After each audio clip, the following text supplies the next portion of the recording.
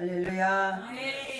오늘 이 신명기 28장은 두 가지를 가지고 얘기를 합니다.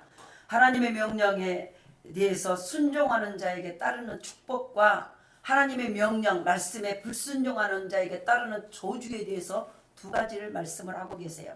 그래서 오늘은 하나님의 말씀대로 산 자에게 어떤 복을 주시는가에 대해서 또 그 복을 받으려면 우리가 어떤 모습으로 서야 될 것인가. 오늘 제목이 뭐예요? 여기 TV에 따서 축복받을 성품. 하나님은요 성품을 보세요.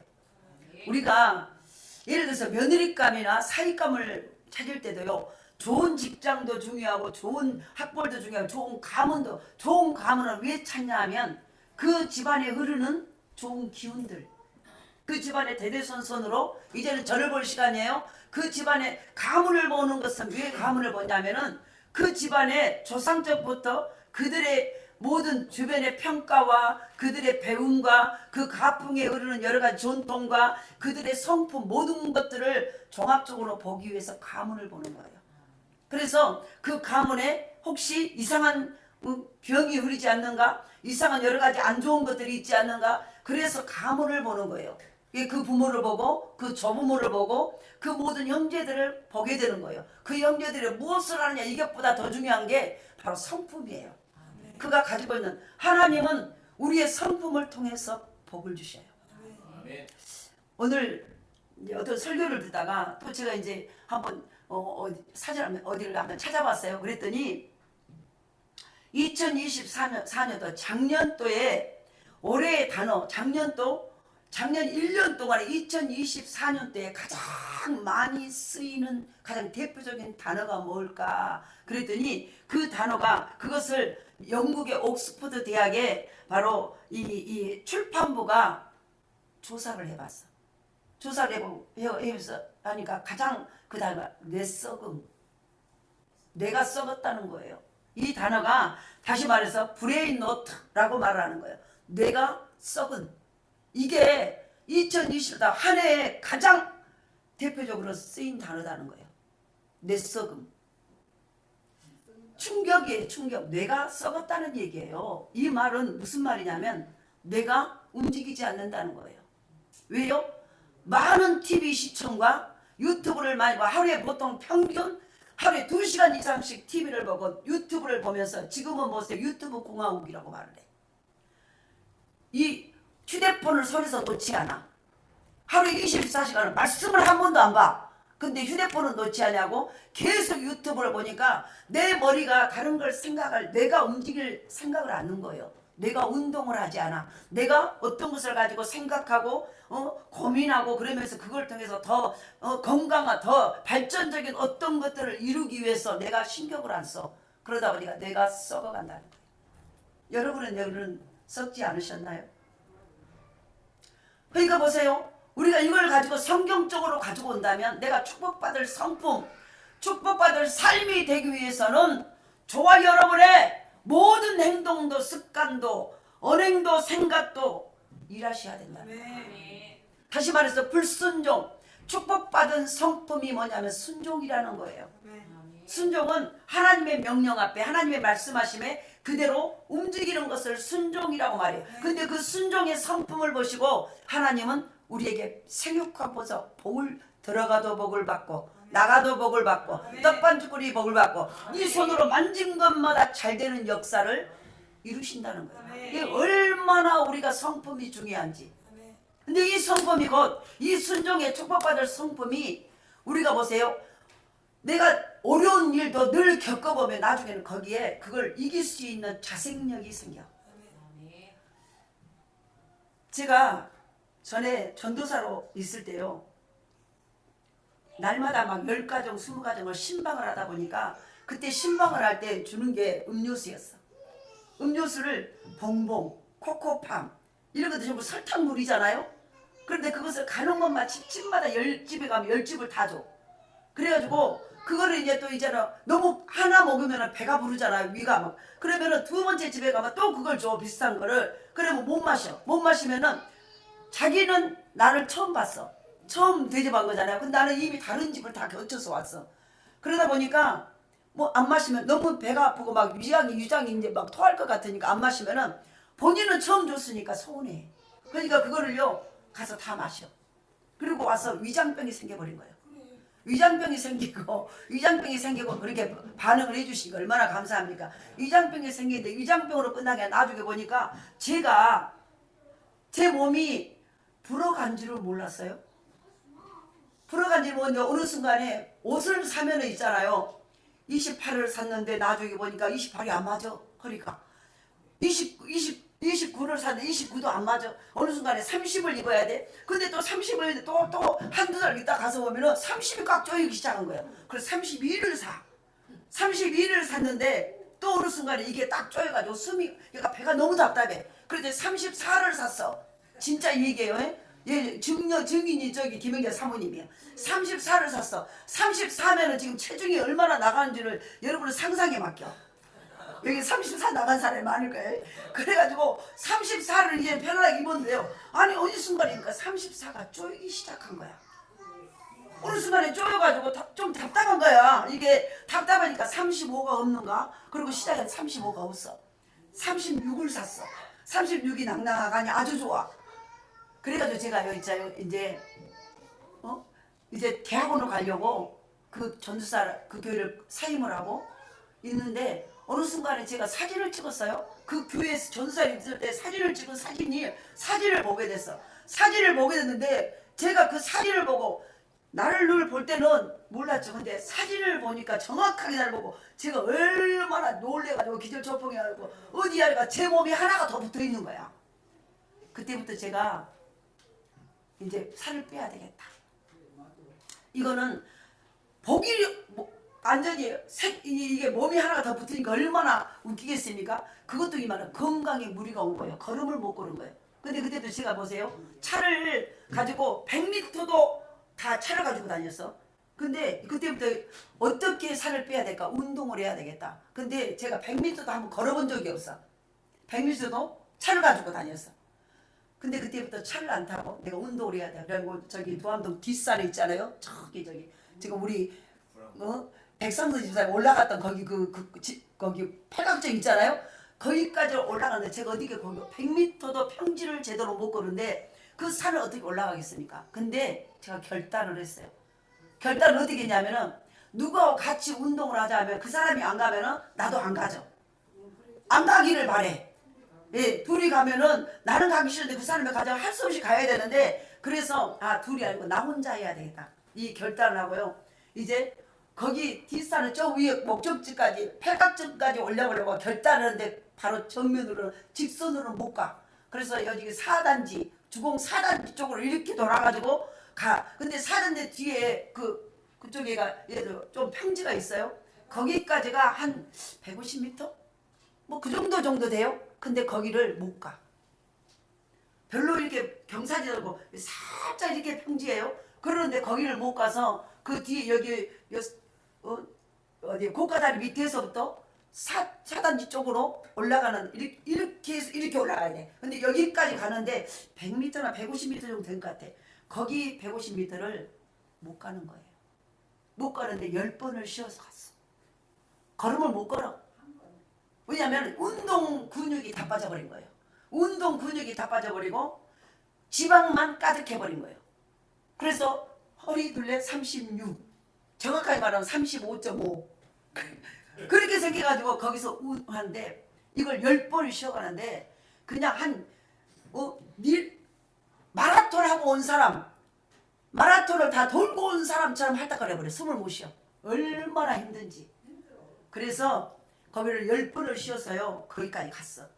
갔는데 그래가지고 또 그 다음날도 10번을 쉬어서 갔어. 그 다음날 근데 10번을 쉬고 한 서너 번을 계속 가니까 한 3, 4일을 가니까 조금 이제 아직 안 빠졌어. 하나도 아직 안 빠졌는데 숨이 할딱거림이 조금 더 나아. 그래서 9번을 쉬고 갔어.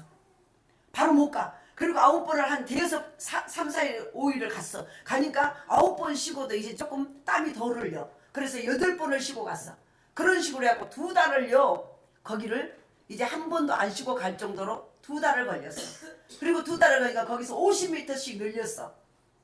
그리고 또 그렇게 가기 시작했어요. 그러면서 드디어 6개월 만에 거기 정상까지 올라가서 3시간 반 걸려가지고 3시간 반에 그래서 3시간 반 걸려서 날마다 이제 하루에 한 번씩 이렇게 가. 겨우겨우 3시간 반에. 그런데 거기서 쉬는 것은 얼마나 많이 쉰 줄 몰라. 근데 나중에는 거기 위에까지 3시간 반을 올라갈 때 25번을 쉬었어. 저기 그 팔각등까지 올라갈 때. 근데 그것이 한 번씩 하루하루 24번으로 23번으로 이렇게 줄어가기 시작했어요. 어느 순간에 제가 그때부터 나도 모르게 내가 어느 순간에 36이 내려가기 시작한 거예요. 허리가 잠궜는데. 그런데 1년이 됐는데 어느 순간 제가 거기를 한 번도 안 쉬고 그 팔각등까지 40분에 올라가고 있는 거예요. 40분에 올라가고 내려오는데 그런데 딱 제 몸이 보니까요 26으로 내려왔어. 10kg가 빠져버린 거예요. 10kg가. 그러면서 그때부터 그리고 여기가 우리가 저 영봉동으로 이사가서 영봉동에 삼각산이 있어요. 거기를 저 끝에서 왔다 갔다 하는데 그 산이 너무 싱거워. 하나도 등산한 기분이 하나도 안 나. 그래서요 2번 3번 왔다 갔다 했어. 그래도 여기 한 몇 번 올라갔다 온 것보다 더 못해. 그러면서 그게 뭐냐면 내 근육이 생겼다는 거예요. 내가 일을 하고 있다는 거예요. 다른 말로 내가 썩었다는 얘기는 내를 굴리는 내가 뭔가 내가 그걸 공부를 하고 내가 그것을 이루기 하고 뭔가를 하기 위해서 내 머리를 쓸 필요가 없이 전부 인터넷으로 다 찾아버려. 그러니까 내가 일을 하지 않아. 그래서 내가 썩는 현상이 일어나. 다시 말해서 바로 이게 무슨 말이냐면 TV, 게임 등으로 무의미한 활동에 지나치게 몰두해서 정신적으로 피곤하거나 생각이 멍해지는 상태가 뇌썩음의 상태. 정신이 늘 멍해. 아무 생각이 안 나. 그리고 늘 내가 일을 하자니까 기억력이 상실돼. 금방 했던 것도 잊어버려. 이 뇌썩음의 상태. 이걸 제가요. 이걸 사진을 찾아보면서 그리고 이 말을 들으면서 우리의 영적인 것도 마찬가지구나. 우리가 축복받을 성품이 되려면요. 내가 순종이라는 것을 내가 하나님의 말씀 앞에 제대로 신앙생활하는 것을 날마다 어떻게 하면 하나님이 더 기쁘시게 할 것인가, 어떻게 하면 내가 순종의 모습으로 설 것인가, 이걸 내 몸을 내 영 쓰듯이 했던 영적 근육을 쓰셔야 돼요. 근육은 쓴 대로요 더 강해져. 그 강한 곳에서 에너지가 나오고 놀라운 거기서 저항력이 나오고 어떤 것도 어떤 병균이 침입했을 때 그걸 이겨낼 수 있는 놀라운 힘이 나와. 그런데 뇌가 썩고 그 내 근육을 쓸 필요 없이 모든 것을 인터넷 찾아버리지 그걸 가지고 할 필요도 없고 그걸 이겨내 어떻게 하면 순종할까? 순종하기 위해서 기도하고 말씀대로 온갖 복을 받으려고 그것을 하나님이 어떤 걸 좋아할까? 그걸 가지고 신경을 안 쓰니까 내가 아무 일을 하지 않아.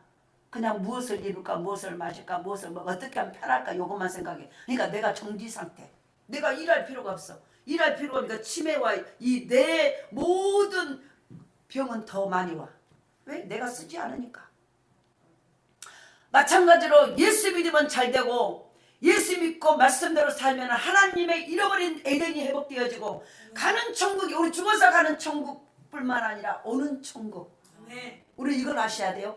죽어서 우리가 예수 믿으면 죽어서만 천국 가는 게 아니라 이것은요 내가 오는 천국을 경험하지 못한 자는 거기를 못 갈 수 있어요.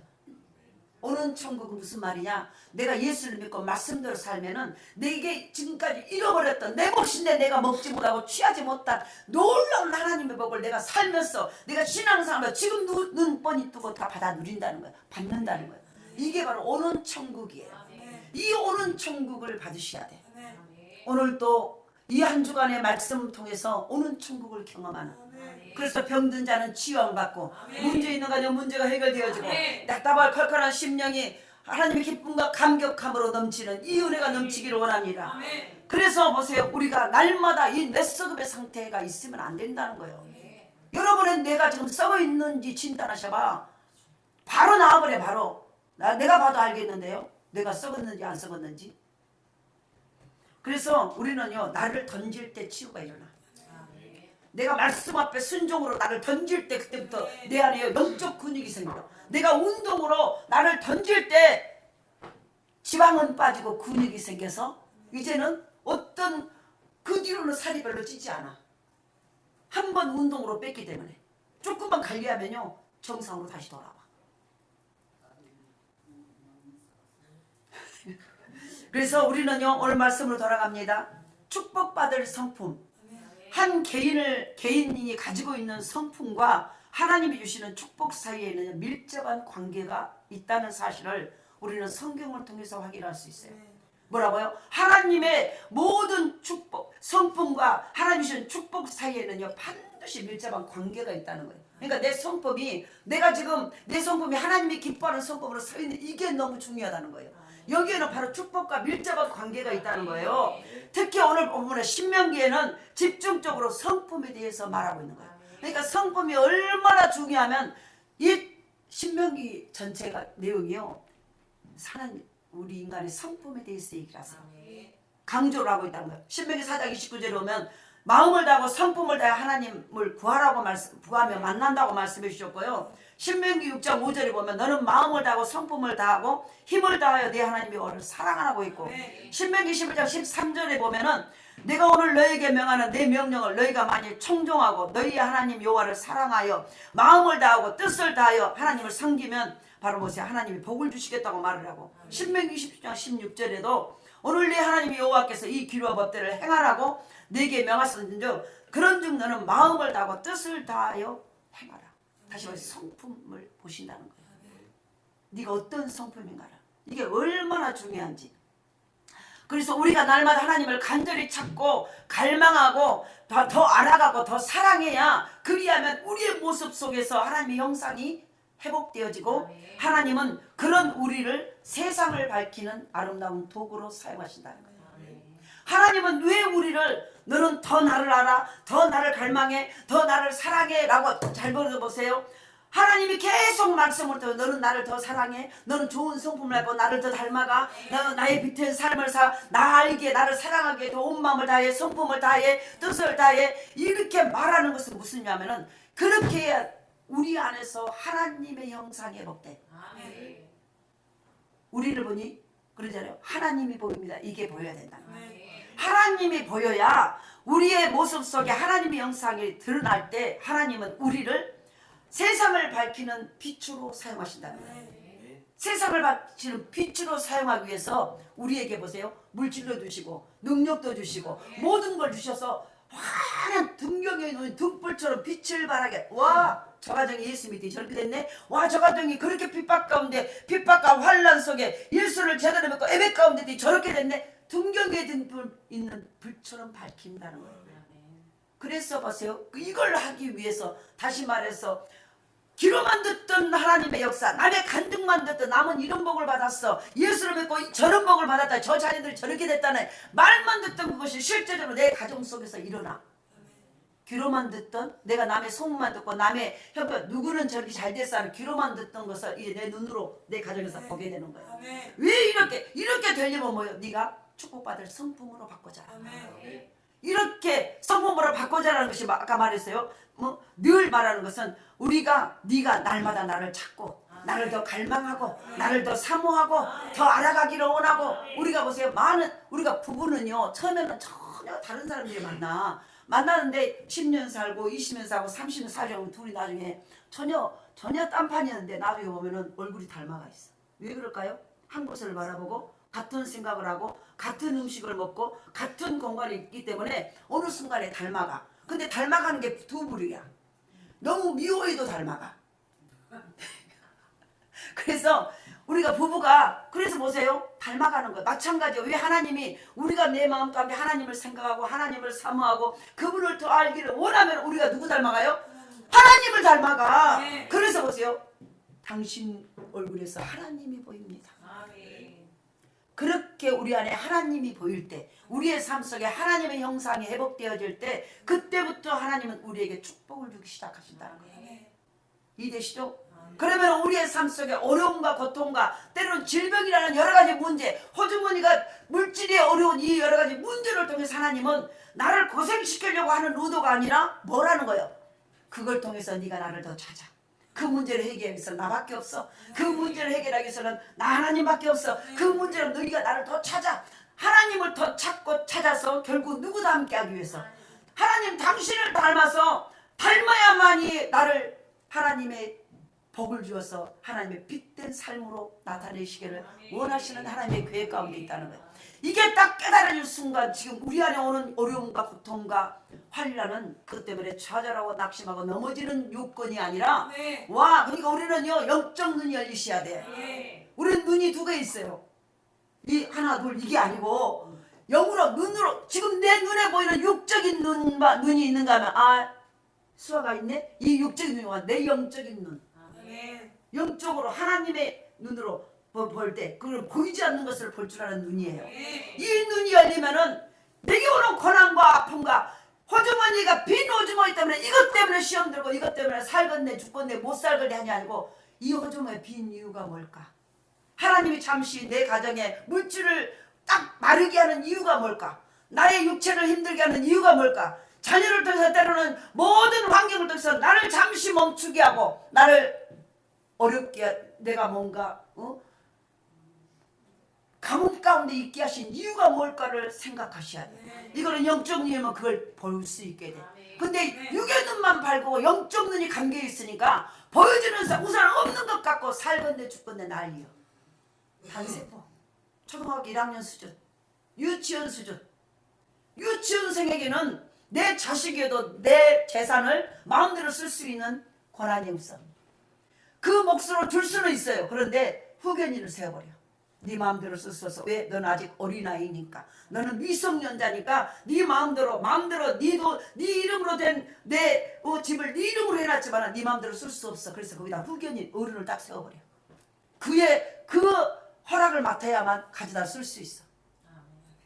우리는 보세요. 빨리 우리의 성품이 하나님의 영적 눈 열려서 축복받을 성품으로 바꿔주셔야 돼요. 그래서 우리 하나님은요 우리의 성품에 깊은 관심을 가지고 계십니다.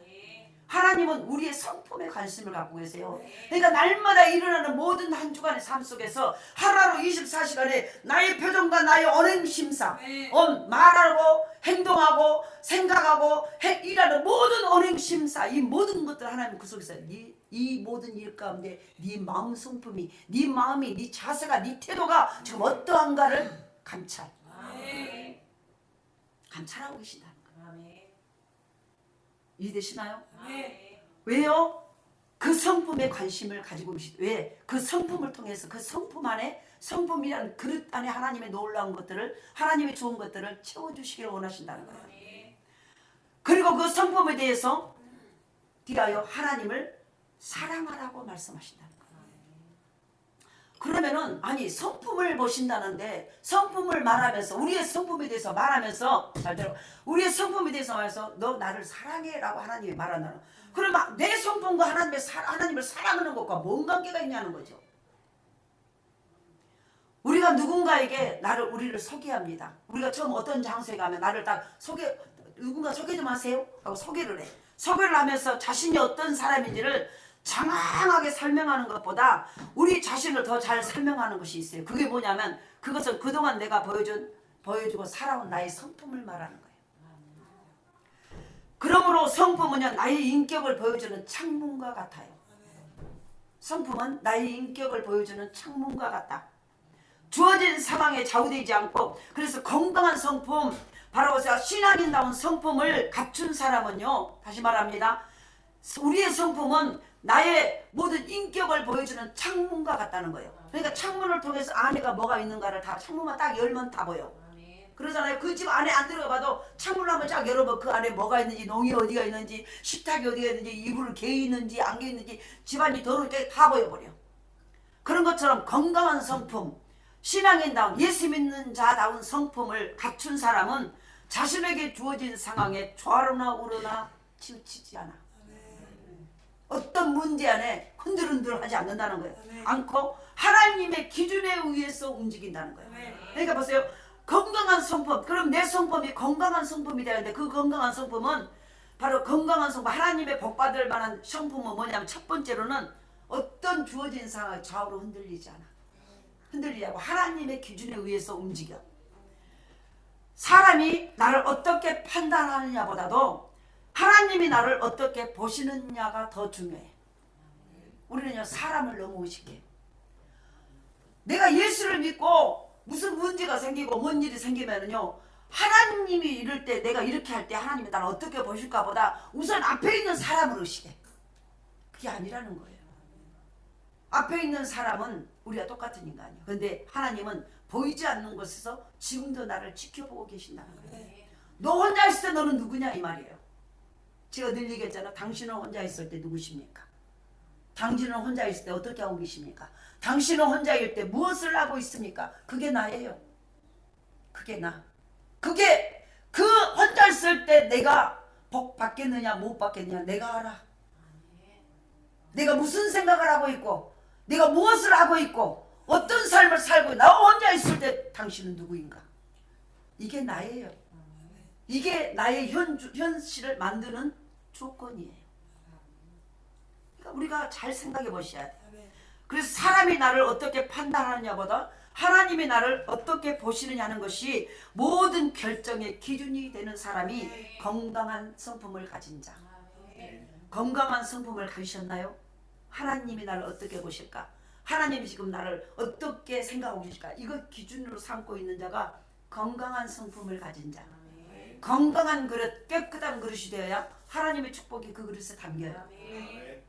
이런 건강한 성품은 결코 하루아침에 만들어지는 것이 아니에요. 건강한 훌륭한 성품을 가진 부모가 되는 길, 건강하고 훌륭한 지도자가 되는 길은 쉬운 길이 아니에요. 아주 오랜 기간 동안 진실한 인격을 갖추는 훈련을 받아야 돼요. 이 건강한 성품이 되기 위해서는 훈련이 돼야 돼요. 왜요? 특히 건강한 훌륭한 성품을 갖게 되는 최고의 훈련은요. 그럼 그 어떤 훈련을 받으냐? 건강하고 훌륭한 성품을 갖기 위해서는 최고 훈련은 순종의 훈련이에요. 그러니까 축복받을 성품은요. 제가 오늘 순종이 돼 있어요. 이 하나님의 복을 받을 수밖에 없고 하나님이 복 줄 수밖에 없고 하나님의 능력이 임할 수밖에 없고 그를 통해서 하늘의 별과 같이 영원토록 빛나는 존재로 등경에 많은 온 땅에 불이 꺼졌는데 등대에 불이 하나 켜져서 모든 항해하는 배들이 그 불빛을 보고 목적지를 제대로 찾아올 수 있는 그 등불 같은 존재로 나를 만들기 위해서는 우리가 축복받은 성품이 돼야 돼. 근데 그 성품은 하루아침에 되는 게 아니라 훈련이 필요하다는 거예요. 어떤 훈련이요? 순종이라는 훈련. 그러니까 아름다운 성품, 축복받을 성품, 하나님의 복을 받을 성품은요. 순종이라는 훈련을 통해서 딱 만들어진다는 거예요. 그러면 순종이 되지 않는다면 이 훈련을 제대로 받지 않는다면 하나님의 축복받은 건강한 성품이 될 수 없다는 얘기예요. 이걸 우리가 미리서 알고 오늘 말씀을 들을 수 있기를 원합니다. 그래서 특히 건강하고 훌륭한 성품을 갖게 되는 최고의 훈련은 순종의 훈련. 순종은 하나님이 보시고 축복하시는 최고의 성품이에요. 그러니까 우리가 이 성품을 가져야 돼. 성품이라는 것은 하나님의 복줄 그릇이에요. 마음의 그릇. 이 그릇이 되어야 하나님이 그곳에 그 그릇을 보시고 축복하세요. 디모데후서 2장에 보면은 하나님의 성전에는 많은 그릇들이 있다고 그랬어요. 큰 그릇도 있고 작은 그릇도 있고 깨끗한 그릇도 있고 적은 그릇도 있고 금 그릇도 있고 은 그릇도 있고 흙 그릇, 질 그릇도 있고 나무로 된 그릇도 있다고 했어요. 그런데 거기서 하나님은 금 그릇, 은 그릇을 쓰시는 게 아니라 깨끗한 그릇을 쓰신다고 그랬어요. 아무리 금으로 된 재질이 좋은 그릇이었지 학벌이 좋고 가문이 좋고 모든 모양새가 좋아도 그 그릇을 쓴 게 아니라 속이 깨끗한 그릇을 쓰시는 거예요. 성품. 그 그릇을 쓰시는데 우리의 성품을 어떤 성품을 쓰신다는 얘기는요. 복 준다는 거예요. 복을 주어서 하나님을 야 예수 믿으면 이렇게 돼 라고 드러내는 존재로 쓰고 싶다는 거예요. 하나님이 쓰신다는 얘기는요. 나를 일시켜 먹는다는 게 아니고 나를 통해서 예수 믿는 자는 이렇게 복을 받는다. 하나님이 복을 받는 자는 이렇게 주신다라는 것을 보여주는 일을. 할렐루야. 그 모든 하나님의 축복 가운데 저와 여러분이 쓰임받을 수 있기를 원합니다. 이건 우리가 아주 갈망하고 소망하고 간절히 염원하셔야 돼요. 그러기 위해서는 이 훈련, 어떤 훈련? 순종의 훈련. 순종의 훈련. 오늘 본문에 보면은 1절에 봅니다. 네가 내 하나님 여호와의 말씀을 삼가 듣고 내가 오늘 네게 명령하는 그 모든 명령을 지켜 행하면 네 하나님 여호와께서 너를 세계 모든 민족 위에 뛰어나게 하실 것이라. 지금 하나님이 어떤 자에게 복 주시는가를 어떤 자를 세계 모든 민족 위에 뛰어나게 하시고 하나님의 놀라운 복을 받을 자로 쓸 것인가를 단적으로 말씀을 하고 계세요. 그거는 뭐예요? 바로 지금 네가 내 모든 명령을 지켜 행하면 이라는 단서가 붙어요. 하나님의 뛰어난 모든 세계 모든 민족에 뛰어난 복을 줄 것이다. 어떤 자보다 큰 복을 줄 거라고 하고는 그 복의 단서는 앞에가 네가 내 명령에 순종하면, 순종이라는 훈련이 통과되어지면. 할렐루야. 그래서 바로 아마 우리는요 이미 신명기 28장에 나오는 복의 내용들을 다 알고 있어요. 순종자라면 하나님의 기준에서 모든 것이 판단되는 좋은 성품을 갖게 되고 복을 받게 된다는 것. 반면에 불순종하면 마음을 다하고 성품을 다하여 하나님을 사랑할 수 없으므로 자연히 복에서 멀어진다는 것 다 알고 있어요. 하나님 앞에, 말씀 앞에, 교회 앞에 순종자라는 축복의 성품으로 이 성품의 주인공이 될 수 있기를 원합니다. 그러면 이 순종의 훈련을 어떻게 받을까? 이 좋은 내 성품, 축복받을 성품의 그릇을 만드는 훈련은 순종이라는 것을 통해서만 된다는 거예요. 그러면 이 순종을 훈련을 어떻게 받을 것인가? 첫 번째, 우리가 순종자람으로 사람으로 잘하는 사람으로 바뀌는 것은 간단한 일이 아니에요. 그런데 하나님은 그걸 하라는 거예요. 그러면 첫 번째 먼저 이 순종 훈련을 어떻게 받을 것인가? 첫 번째로는 나 자신의 의지를 하나님의 의지 앞에 굴복시키는 거예요. 내 고집, 내 아집, 내 생각, 내 지식, 내 방법, 지금까지 살아온 내 경륜, 내 경험 하나님의 말씀 앞에 복종시키는 거예요. 여기서부터 출발이에요. 그러니까 순종은요 내 고집, 내 아집, 내 경험, 내 환경, 내 모든 지금까지 모든 내 지식, 내 모든 알고 있는 모든 것들 내 경험을 내려놓는 거예요. 그리고 그분의 말씀 앞에 아멘 하고 움직이는 것. 여기서부터 시작되는 거예요. 다시 말해서 먼저 자신의 의지를 하나님의 의지 앞에 굴복시킬 줄 알아야 돼요. 굴복시킨다는 것은요 이거는 저절로 된다는 게 아니에요. 여기 잘 들어보세요. 굴복시킬 줄 안다는 것은 굴복이 안 된다는 거예요. 그런데 굴복을 시킨다는 것은 억지로 나를 주저앉히는 거예요. 안 되는 내 고집을 탈탈 털고 일어나는 거예요. 날마다 좀 더 자자, 좀 더 눕자, 좀 더 쉬자 하는 이것을요 탁 털고 일어나는 것, 이걸 굴복시키는 거예요. 어느 순간에 저절로 벌떡 일어나지는 게 아니야. 우리 육체는 날마다 습관이 한 번 자면 두 번 자고 싶고요, 두 번 자면 10번 자고 싶고요, 10번 자면 영원히 일어나고 싶지 않아. 이게 우리 인간의 본성이야. 육체의 근성이야. 근데 이것을 굴복시킨다는 것은 억지로 이렇게 세운다는 거예요. 내 고집을 억지로 거부한다는 거예요. 내 고집, 예를 들어서 60년 동안 내가 했던 그 습관을 고칠 수 있겠습니까? 그런데 하나님 말씀이 주어졌을 때 지적 동의, 그래 저 말씀이 나를 살리는 말씀이구나. 그래 하나님의 말씀이 내 인생, 하나님 말씀 앞에 내가 움직여야 지금까지 내 인생을 바라보니까 내가 아무리 내가 원한다고 된 게 아니라 하나님의 복을 주셔야 되구나. 이게 딱 깨달아져 버린 순간 하나님 말씀이 너 이렇게 해야 복 받아. 그러면 그 말씀이 딱 믿어지고 그래 맞아 그 말이 맞아. 지금까지 내가 온갖 방법을 다 해도 안 됐어. 그렇다면 저분의 말씀 한마디로 땅에 있으라 생육하고 뭐 땅에 있으라면 땅이 생기고 사람을 말씀으로 만든 이 모든 창조주 하나님의 말씀하시면 그대로 된다. 말씀하시니 그대로 되니라. 이 하나님이 믿어진다면 그래 내 인생을 이제 바꾸고 싶어. 내가 예수 믿고 이 땅에 이 교회에 왜 나오셨습니까? 예수 왜 믿으러 교회 나오셨습니까? 내 인생이 바꿔지셔. 바꾸려고 나왔으면요 지금까지 나의 고집과 내가 했던 거 지금까지 해놨던 게 해보니까 별로 열매 맺은 게 없어. 그저 그런 생활이야. 먹고 싸고 자고 일어나고 전부 그 생활. 싸우고 지주고 볶고. 그런데 보세요. 내가 늦게라도 왜 나왔습니까? 내가 단 하루를 살아도 내가 변화되고 싶다. 왜? 내가 변화되지 않은 채로 가면은 내 후손들은 변화되지 않는 나의 모든 찌꺼기를 먹어야 돼. 그 흐르는 물을 먹고 마시고 살아야 돼. 내가 변화됨으로 내 안에서 흐린 흙탕물이 아니라 생육하고 생수의 강렬해서 그 생수를 먹는 자마다 내 후손들이 생육하고 번성하고 충만한 생명의 역사가 나타난다. 내가 단 하루를 제대로 믿다가 저 천국에 가고 내가 이 땅에 없을지라도 내 자녀들은 생수의 근원 생수를 마심으로 잘 되고 잘 될 것이다. 이 지적 동의, 이 지식으로 믿어진다면 움직이는 거예요. 그래서 누가 예수를 진짜 잘 믿냐면요, 모르는 사람이 믿는 게 아니라 진짜 지적인 지식이요, 많이 지적으로 탁, 아 그래 맞아 저 말이 맞네, 그러면 그런 사람들이 실은요 공부 많이 한 사람들이 안 믿을 것 같죠. 그 사람이 더 잘 믿어버려. 왜냐하면 지식으로 맞아 저 말이 맞는 말이요, 그러면 보세요 거기에 움직이는 거예요. 우리는 지식이 많은 사람 전도하기 힘들어요. 그런데 보세요 지적 동의가 딱 일어나면 그 사람들은 바로 하는 거예요. 누가 하느냐면 지적 동의, 이게 못 깨달으니까 안 움직여져. 깨달을 수 있기를 원합니다. 할렐루야. 그래서 바로 말씀 앞에 아멘. 그러니까 나의 생각 나의 방법을 과감하게 포기하고 하나님 앞에 아멘이에요. 아멘은 무슨 말이냐면 그 말씀이 그대로 내게 이루어지기를 원합니다, 이 뜻이에요. 아멘 이 말은요 그 가운데 속에 그 말씀이 내게 그대로 이루어지기를 합니다. 저 거기에 전적 동의합니다, 이 뜻이에요. 아멘. 할렐루야. 그래서 말씀 앞에 아멘, 그리고 교회에 부르심에 아멘하는 것이 습관화돼야 돼요.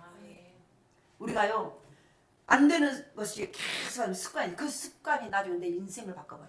세상의 버릇도 계속 어떤 일을 부지런함으로 습관을 게으른 사람이 날마다 일찍 일어나서 운동하고 일하고 하는, 그게 나중에는 습관이 되면 어느 순간 내 인생이 바꿔져 있어. 영적인 것도 마찬가지. 하나님의 법도요 순종이 습관화돼야 돼. 아멘이 습관화돼야 돼. 내가 말씀 앞에 순종하는 습관화되셔야 돼. 그래서 하나님은 이런 사람을 기쁘시게 받으신다. 아브라함이 축복받은 믿음의 조상이 될 수 있었던 것은요 그가 무조건 순종의 성품을 갖춘 사람이었기 때문이에요. 그런데 보세요, 너무 중요한 것은 그가 적지 않은 이런 75세에 하나님의 명령을 받아요. 하나님이 그를 불러요. 75세 됐어 아브라함은.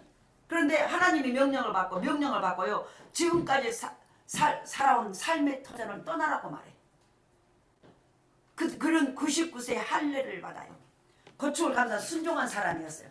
그는 100세의 외아들 이삭을 번제물로 드리는 순종을 했던 사람이에요. 그런데 아브라함은요 하나님은 그 아브라함의 마음과 성품을 다하는 순종을 기쁘게 받으셨어요. 근데 보세요 하나님이 그 순종을 얼마나 기쁘게 여기시고 계시는지. 근데 처음부터요 아브라함이 순종하는 사람은 실은 아니었어요. 근데 하나님은 작은 것부터 해서 그를 순종의 사람으로 훈련시켜가는 거예요. 그래서 나중에는 정말 큰 순종까지 할 수 있도록 그 순종을 보시고 그를 열국의 아비로, 열국의 어미로, 모든 열방의 믿음의 아버지로 세워요. 할렐루야. 우리가 아담이 순종 불순종으로 인류가 죄인 된 것을 기억합시다. 아담 한 사람이 에덴 동산에서 아담과 하와 있을 때 아담 한 사람이 선악과를 따먹지 않아 선악과를 따먹으므로 온 인류에게 저주가 임해요. 그러니까 모두가 죄지어서요 저주가 임한 게 아니에요. 나 한 사람이 죄짐으로 우리 공동체가 힘들어져. 부모 한 사람이 죄짐으로 가문이 힘들어져 버려. 자녀가 안 돼. 아담 한 사람이 불순종으로 인류가 다 죄인이 되어버렸어요. 반면에 예수님이 한 사람의 순종으로 많은 사람이 의인된 것처럼 예수님은 부모에게 순종하라고 하셨고요. 누가복음 2장 51절에 예수님은 부모에게 순종해라, 부모에게 효되라고 말씀하셨고요. 바로 예수님은 그 부모에게 순종했어요. 그리고 하나님이 맡기신 모든 일에 순종하세요. 예수님은 마지막 죽기까지 순종의 길을 가셨어요. 예수님 하나님의 아들, 하나님이세요. 그런데 당신이 말해놓고 당신이 지켜요. 그러면서 친히 순종의 본을 보이신 거예요. 이 순종 속에 구속의 비밀이 담겨 있어요. 이게 너무 중요해서 구속이라는 것은 조수지에 빠졌어요. 조수에 빠져서 죽게 돼 있어. 그런데 거기서 건짐을 받는 것, 이걸 바로 구속이라고 말해요. 구원, 구속. 할렐루야. 순종 속에 이 구속에 내가 순종함으로 안 되는 사업이 풀리는 구원의 역사가 일어나. 내가 순종함으로 앞길이 캄캄하고 도저히 소망이 없는 자녀들의 앞날이 열리는 구원의 의미. 내 인생이 안 풀리는데 내가 순종함으로 내 고집과 아집을 내가 던지고 말씀 앞에 나를 던짐으로 그 말씀 앞에 순종을 이루어내는 그 모습을 통해서 나의 인생이, 내 가문이, 내 자녀들이 풀려요. 한 사람의 불순종으로 온 인류가 조절을 받고 한 사람 예수의 순종으로 온 인류가 구원을 받아요. 그렇다면 그걸 우리에게 가져서 한 부모가 순종함으로 내 자녀들이 앞날에 인생이 열리고 내가 하나님 앞에 불순종함으로 내 자녀들이 그들이 차례도 막혀요. 막힘의 역사를 어떻게 할 수가 없어. 왜? 물은 위에서 밑으로 흘려가. 자녀들은 부모가 흘려놓은 물을 먹고 자라요. 가문에 흐르는 저주. 우리는요 잘하셔야 돼요. 잘하셔야. 정신 똑바로 차리고 우리 세상에 온 세상에 70억 인구 중에 부모들 중에 자녀가 못 되고 나만 잘 사고 내 자녀들은 고생을 하든지 말든지 내 던져버리는 부모가 누가 있겠습니까? 물론 세상에 보면 그런 사람도 있겠죠. 그러나 대부분 부모는 그렇지 않아. 나는 좀 힘들고 못 살아도, 나는 배고파도, 나는 풍족하게 살고, 나는 힘들고 고난 가운데 있어도 내가 남은 살아있는 동안에 내 후손들을 위해서 나와 똑같은 삶을 살지 않냐고, 더 풍성하고 기름진 복을 누리게 하기 위해서 내가 것이 우리가 나이 먹었다고요 아무렇게 신앙생활 하면 안 돼요. 내가 단 하루를 살아도 오늘 내가 믿음으로 가문의 구정물 똥물로 범벅이 된 그 가문에 내가 순종의 제물이 됐을 때 예수의 생명의 생수가 버짐으로 그 흙탕물이 맑은 물로 바꿔져. 그 물을 모시고 자녀들과 후손들이 살아가는 거예요. 이 강한 책임감이 있으셔야 돼. 예수 믿는 사람들. 그래서 또 재산도 땅도 어떤 것도 줄 수 없어. 그런데 신앙의 유산을 물려줘. 와, 우리 엄마 아빠가 기도하고 우리 엄마 아빠가 믿음으로 순종하더니 우리는 그런데 하나님이 놀라운 복을 받고 산다. 이 말을 드려야 되지 않겠습니까? 그래서 오늘 하나님은 순종을 보기를 원하신다는 거예요. 그래서 이 순종 속에 축복의 비밀이 숨겨져 있어요. 그러니까 보세요. 축복은요 어디 있냐면 순종 속에 숨겨져 있어요. 근데 너무 중요하게 축복 속에 숨겨져 있는 걸 알기 때문에요. 내 육체와 마귀는요 이 순종을 어떻게든 못하게 만드는 거예요. 왜냐하면 축복 속에 하나님의 모든 축복이 이 순종 속에 다 숨겨져 있어. 순종이라는 보따리를 풀어야만이 놀라운 축복이, 사업의 축복이, 자녀의 축복이, 직장의 축복이, 가문의 축복이, 왜 모든 우리 인생의 축복이 거기 안에 담겨 있다는 거예요. 근데 우리는 이 순종의 보따리를 풀려고 하지 않아. 부담스러워, 힘들어, 어려워. 나중에요. 지금 바로 거기가 10억이 100억이 들었다면 안 풀 사람이 있겠습니까? 그런 믿음이 필요 없어. 그냥 풀어버려. 그런데 보세요. 순종이 있고 예수 안에 있으면요 순종의 성향, 순종의 근육이 강해져. 말씀 안에 있지 않은 사람, 말씀대로 순종하지 않은 사람, 불순종의 근육이 강해져. 근육이 강한 대로 내가 넘어지게 돼 있어. 내가 끌려가게 돼 있어요. 그래서 너무 중요한 것이 아까 처음에 예수님은 순종에 대해서 말하면서 하나님을 사랑하라고 말을 했어요. 사랑은 바로 사랑의 열매가 순종이에요. 이 말이 무슨 말이냐? 우리가 보세요. 어떤 사람을 사랑하면, 잘 들어보세요. 사랑이 왜 순종이냐? 어떤 사람을 진짜 사랑하면요 내가 할 수 없는 것도 그 사랑하는 사람이 나한테 뭔가를 요구해. 그러면 내가 할 수 없고 내가 하기 힘들어. 그럼에도 불구하고 그 말에 그것에 이루어주려고 그 말대로 해주려고 애써 안 써? 예수 왜? 사랑하니까. 바로 사랑의 열매가 순종이에요. 이해되시죠? 그래서 예수님은 계속 하나님은 제가 서두에 순종하려면 사랑해라. 하나님을 사랑해라. 그러니까 우리는 하나님 나가 순종하게 해주사가 아니라 하나님 제가 하나님을 사랑하는 마음을 주세요. 사랑이 안 되니까 순종을 안 하는 거예요. 사람과의 관계도 사랑하면요 그 말대로 내가 뼈가 빠지고 한다니까. 그러잖아요. 내가 무릎으로 기어가도 무릎이 다 벗겨졌어도 그 일을 그가 원하는 일이라면 그 사랑하기 때문에 그 마음을 흡족하기 위해서 무릎이 다 벗겨져도 그 일을 해. 이해되시죠? 뼈가 부러져도 해. 왜? 사랑이 크니까. 근데 왜 안 됩니까? 사랑하지 않으니까.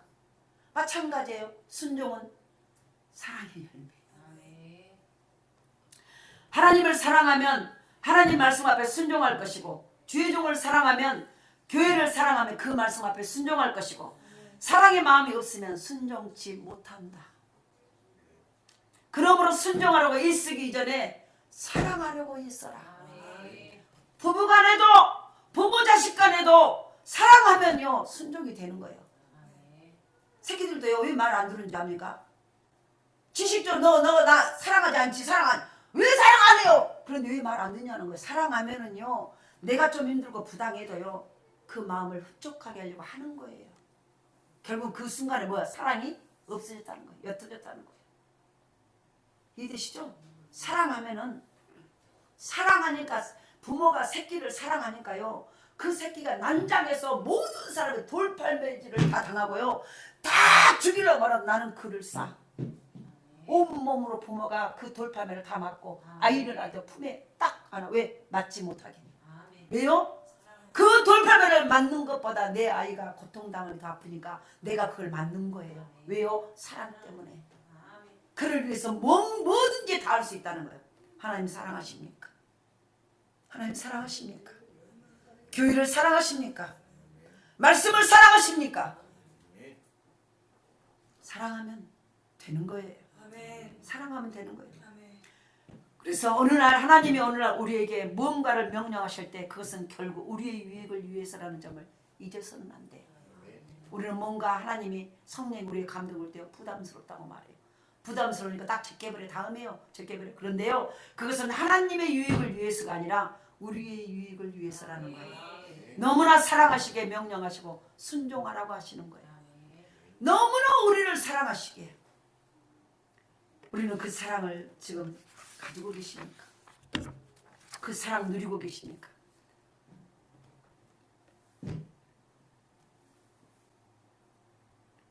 순종한다는 것은 하나님께 유익 있고 우리가 불순종한다는 것은 하나님께 손해가 오는 것이 아니에요.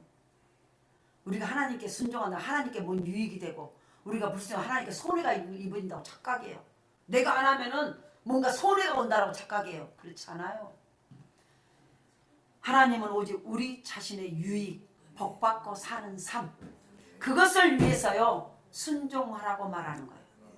우리에게 그거 순종이라는 것은 하나님 당신을 위해서가 아니고 우리의 복받는 삶을 위해서 네가 그것을 해야 네가 복을 받아. 네가 그것을 해야 하나님이 내가 너에게 줄 수 있어. 그것을 해야 내가 고쳐줄 수 있어. 그것을 해야 담아줄 수 있어라는 하나님의 사랑의 표현이에요. 그래서 하나님은 오직 우리 자신의 유익 복받고 사는 삶을 위해서 순종하는 삶을 요구하신다는 거예요. 하나님은 순종할 수 있는 기회를 여러 차례 주시면서 순종하는 자가 누릴 축복을 준비해 주셨어요. 하지만 아담도 사울도 그 기회를 다 놓쳐버리고 버림받은 인생이 되고 말았어요. 다시 말합니다. 하나님은 순종할 수 있는 기회를 여러 차례 우리에게 주셔요. 또 순종하라. 잘 들어보세요. 여기 보세요. 마음가시면서 순종할 자가 누릴 축복까지 다 준비해놓고 순종하라고 말해요. 하지만 아담도 사울왕도 아담도 그 기회를 놓쳐버렸어요. 놓쳐버리고 버림받은 인생이 되고 말았어요. 왜요? 말을 함부로 들었거든요. 순종은 경청이에요. 마음을 다해서 듣는 거예요. 우리가 사랑하면요 그 말을 한 토시 하나도 단어 하나도 틀릴까 봐서 걱정해. 그래서 뭔가 옛날에 막 연애 편지들이 오잖아요. 그러면 그 편지를요 쏙 한 번 읽고 버려버리는 게 아니에요. 한 번 읽고 두 번 읽고 이 속독에 단어 하나 속에 뭔 뜻이 있을까 막 그것을 막 음미하고 막 읽어. 경험 없으십니까? 하나님의 말씀을 그렇게 들어보셨습니까? 강단에 선포되는 말씀이 그렇게 이 뜻이 무엇인가? 저 단어를 한 것은 목사님 하나님 무슨 의도일까? 이렇게 한번 해보셨습니까?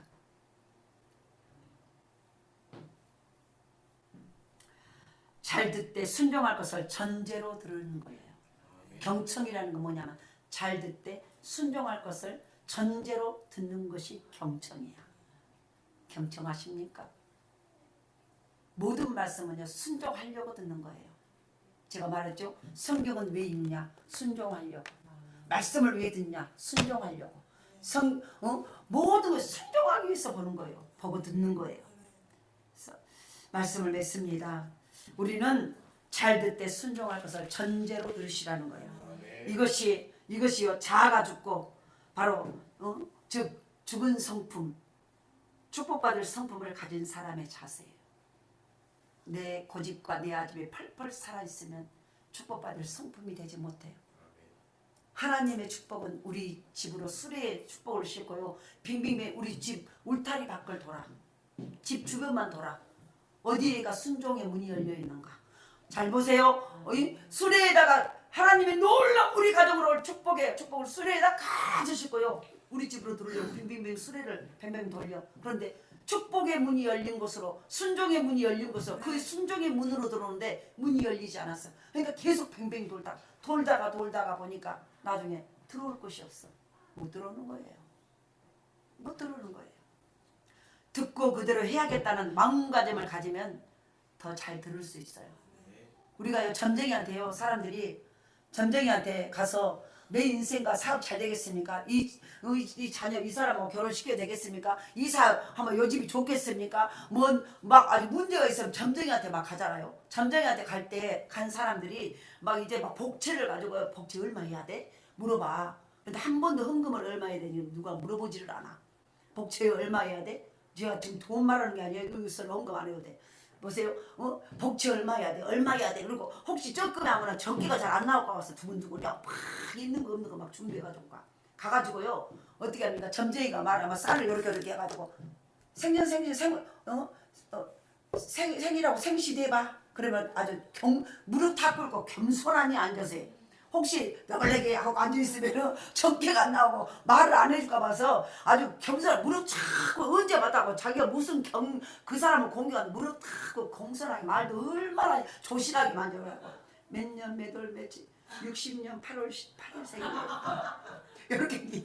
그래가지고 그러면 몇 시요? 그러면은 제가요 인시에 이렇게 말해 한마디로 해. 그래도 말해. 그러면 그래가지고 이제 혹시 이제 그래갖고 아주 발발발 떨고 경의하는 마음으로 다다 떨면서 뭔 말이 나올까 혹시 안 좋은 말이야. 그래갖고 막 긴장을 하고요. 눈 하나 다른 이렇게 쳐다보지 않아. 그 점쟁이 얼굴을 아주 그냥 오가 주시하고 봐. 그리고 뭐냐 그 입에서 나오는 말하면 귀신이 앞에서 말하는 그 말 한마디도 혹시라도 내가 못 듣고 그것을 제대로 그대로 안 하면 저주가 올까 봐서 하락한 대로라고 경청을 해버려. 온 마음과 정성과 뜻과 정성을 다해서 아주 눈빛 하나 입술 토시 하나 안 들으라고요. 막 하고 나중에는 적기까지 해. 해요 안 해요? 이현미 권사 많이 해봤잖아. 많이 해봤잖아. 굿도 하고 배지글을 다 했어 저 사람. 그래가지고 해봤자 보세요. 그럴 때 함부로 가서 뭐라고 말 좀 해보세요. 이렇게 하고 가요? 정신없이 막 산만하게 해요? 줘라요 그 앞에 가서? 안 줘라. 혹시 말 들어가지고 하라는 대로 안 하면 우리 가정에 뭔 일이 일어나서 막 두렵고 떨림으로 그 점쟁이 앞에 가서 점쟁이 지 죽을 일도 몰라. 그렇게 점쟁이가 잘하면 지 새끼들부터 잘 돼야지. 이해되시나요? 근데 거기 앞에 가서 막 무릎 꿇고 돈 갖다가 바치고 그 사람 하면요 한 번도 비싸다고 말하지 않아. 돈 1000만원짜리 그 소리 해야 돼. 그런다면은 오메 비싼 거 이 말도 안 한다니까. 막 나가는데 그때 예 합시다. 예 날짜도 자기가 그 사람이 정해버려. 그러면 말 한마디 그때는 안 된대요. 말도 안 해. 아 그래요? 그러고는 아주 그가 말하는 대로 토시 하나 안 틀리고 막 그걸 막 준비하라고 여념이 없어. 한번 생각을 해봐. 죽어있는 귀신 마귀는 죽이고 도둑질하고 우리를 멸망의 길로 영원한 지옥으로 끌고 가는 존재라고 그랬어요.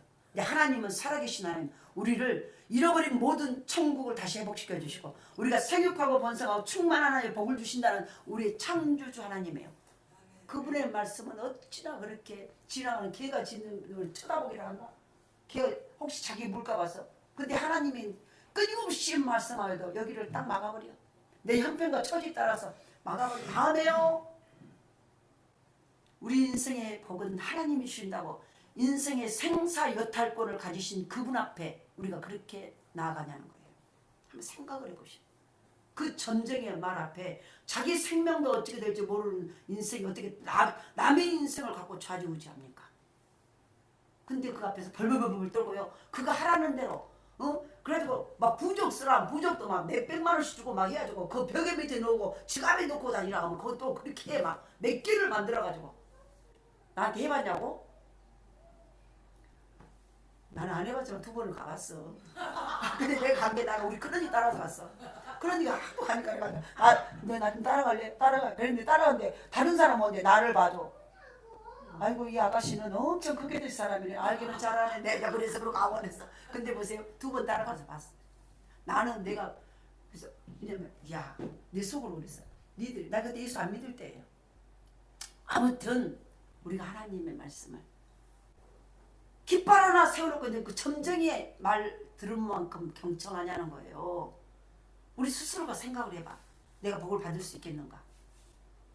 점쟁이 말 한마디, 점쟁이 하라는 대로 안 하면은 뭐 저주가 얘기하면 무서워서 막 그걸 하잖아요. 그러는데 하나님의 복 준다고 말하는데 그 말을 개무시해버려. 그러면은 복을 받겠습니까? 초대교회 때부터요 하나님이 쓰시는 일꾼의 조건이 있어요. 하나님이 복 주는 일꾼의 조건이 있다는 거예요. 성령 충만한 사람, 지혜가 충만한 사람. 사도행전 6장 3절에 보면요, 바로 왜 이런 사람을 골라서 직분을 주시고 일을 맡겼을까? 일을 맡긴다는 것은 하나님의 모든 것들을 맡겨서요, 네가 이 일을 해라. 네가 이 내 모든 재물을 가지고 네가 해라, 이 말이에요. 직분을 맡기는 거예요. 왜 이런 사람을 쓸까? 바로 그들은 이미 순종적인 성품을 갖춘 자였기 때문에. 순종적인 성품을 갖춘 성령 충만한 자, 지혜가 충만한 자. 순종하면요 성령 충만해지고요, 하나님의 지혜가 임해. 하나님의 지혜가. 오늘 우리 모두가 순종적인 성품을 가진 사람으로 살아갈 수 있기를 원합니다. 하나님은 이미 가장 좋은 것을 우리에게 주시고 작정하시고 순종할 것을 요구하고 계시는, 이미 좋을 것을 주시려고 작정해놨다는 거예요. 작정이 뭐예요? 정해놨다. 내가 이 좋은 걸 주려고 정해놨어. 그리고 요구하는, 이건 너에게 줄게. 너희가 순종해야 이 작정, 이 예비된 걸 네거로 가. 할렐루야. 이때 하나님은 마음을 다하고 성품을 다하여 순종하라고 하세요. 대충 하는 게 마음을 다하고 성품을 다하고, 점쟁이한테 가서 말 한마디 혹시 잘못하면 그대로 안 하면 그 일이 안 이루어질까 봐서 농심투자는 그것이 마음을 다하고 성품을 다하는 거예요. 그렇게 하십니까? 성품은 하루아침에 만들어지는 게 아니에요. 성품을 잘 가꿔야 돼요. 바로 그 가꾸는 것이 순종에서 뭐 축복받은 순종을 함으로 내 성품을 가꿔가는 거예요. 작은 순종부터. 이거 하라, 이거 하라, 이 순종부터 하나님이 어느 날 큰 것을 요구하지 않아요. 작은 것들을 통해서 하나님이 순종의 그릇을 훈련을 시켜. 그리고 나중에 진짜 복을 줄 그 큰 그릇을 만들어 가시는 거예요. 그래서 불순종하고, 다시 말해 이 순종의 성품이고 하나님의 성품, 살리는 씨앗이 돼요. 이 순종의 성품이 곧 하나님의 성품이고 모든 것을 살리는 씨앗이 돼요. 우리가 씨앗을 심으면 거기서 살아있는 씨앗은요, 뭐 싹이 지하 30배, 60배, 100배, 1000배, 신명기 1장 11절에 1000배, 10,000배까지. 순종이 예수님의 성품인데 그 성품은 모든 걸 살리는 씨앗이에요. 사람이 죽으셨습니까? 순종해야 살리는 씨앗으로 그 씨앗이 생육하고 번성해져요. 자녀의 앞날이 막막하십니까? 부모가 순종함으로 그 씨앗이 생명의 씨앗이 되어서 살리고 생육하고 번성하는 역사가 나타나요. 가문이 흔들리십니까? 우리의 인생에 답답하고 컬컬하십니까? 컬컬하다면 죽었다는 얘기, 죽어간다는 얘기. 이걸 생명의 씨앗, 살리는 씨앗이 나와야 돼. 그거는 순종이 바로 살리는 씨앗이 되는 거예요. 살리는 씨앗만 있으면은요, 우리는 살아나. 오늘도 저와 여러분의 예수님의 성품인 순종의 성품을 본받기 위해서는 하나님의 말씀을 잘 받고 그 말씀에 순종하는 일부터 합시다. 아브라함은 처음부터 독자 이삭을 드리는 순종의 사람이 아니었어요. 하나님은 아브라함을 차츰차츰 훈련시켜서 그를 순종의 사람으로 만들어 가셨어요. 순종은 작은 것부터 훈련되어져야 돼요. 말씀에 순종한 이 익숙한 성품을 하나님은 찾고 계세요. 다시 말합니다. 하나님이 찾고 계신다는 것은 지금도 두루 찾고 계셔. 누가 성품이 순종의 성품인가? 그 말은 뭐예요? 누가 지금 순종하고 있는 자인가? 왜? 찾고 계신다는 것은 그에게 몰아주시겠다는 거예요. 그에게 모든 것을 맡기겠다는 거예요. 하나님의 영육간의 복, 하나님의 모든 세계고 번성한 복, 살리고 풀리고 해결되어질 이 모든 능력과 복을 그에게 맡겨서 그를 통해서 일하시고 싶다는 거예요. 이게 바로 하나님은 오늘도 그런 자를 찾고 계세요. 순종은 축복받고 사는 비결이에요. 순종은 구속에 살리고 안 되는 것이 막힌 것들이 건져지고 해결되어지는 비결이에요. 순종은 사랑의 비결이에요. 순종은 쓰임 받는 비결이에요. 우리 자녀들이 쓰임 받으려면 바로 잘 돼야 쓰임 받아. 아무리 내 자녀들이 내 자녀를 써있어 그들이 하나님의 놀라운 뜻 안에서 거룩한 자가 되어 있지 않으면 쓸 수 없어. 우리 가정서 나 좀 써주세요. 근데 내가 축복받은 그릇이 되어 있지 않으면 나를 쓸 수 없어. 바로 순종은 쓰임받는 비결이에요. 순종은 사랑의 비결이에요. 믿는 이에게 가장 귀중한 성품은 순종의 성품. 한 사람 아담의 불순종으로 많은 사람이 심판에 이르렀고 한 사람 예수님의 순종으로 많은 사람이 구원에 이르렀어요. 나 한 사람의 순종이 시간과 장소와 시대를 초월해서 초월한 영향력을 미치게 된다는 거예요. 나 한 사람의 순종이 시대와 장소와 이 모든 시간과 장소와 시대를 초월해서 많은 영향력을 미친다면 나 한 사람의 불순종이 또한 내 가문과 내 자녀와 내 후대에 많은 영향력을 미칠 수밖에 없게 돼요. 그래서 그 가문에 우리는 그것을 막을 수가 없게 되는 거예요. 순종을 통해서 하나님께 그리고 교회에 존귀하게 쓰임받는 하나님의 사람이 될 수 있기를 간절히 소원합니다. 기도합시다. 하나님 감사합니다. 오늘도 순종